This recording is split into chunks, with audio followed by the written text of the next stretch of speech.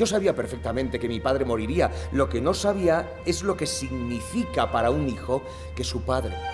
Nos indignamos y elevamos nuestras protestas cuando quien muere es una persona amada.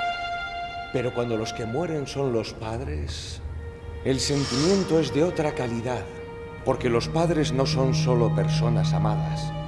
Son el último animal mitológico. Pero entonces se sorprende uno restituido a la normalidad anterior al fallecimiento. Y esa normalidad se hace odiosa, hostil, porque presupone la implícita aceptación del difunto.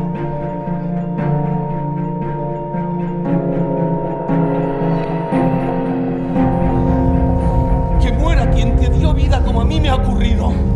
Nos abre los ojos al hecho de que no hay consuelo que dure mucho.